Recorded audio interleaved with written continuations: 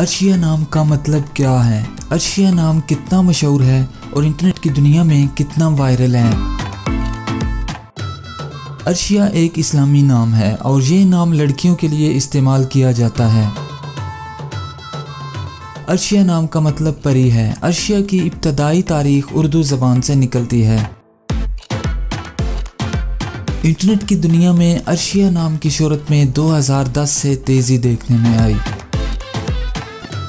पिछले 15 साल में आप अर्शिया नाम की शोहरत और ट्रेंड्स का ग्राफ स्क्रीन पर देख सकते हैं।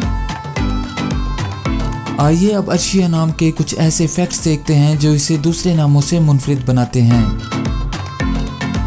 मौजूदा डाटा के लिहाज से अर्शिया नाम 2019 में वायरल रहा और मकबूलियत की हदों को छूने लगा। अर्शिया नाम पाकिस्तान, इंडिया और बांग्लादेश में बहुत पसंद किया जाता है और कसरत से इस्तेमाल में है। दुनिया भर में अर्शिया नाम हर साल 2700 दफ़ा इंटरनेट पर सर्च किया जाता है। ये नाम 2019 में टॉप ट्रेंड्स में रहा।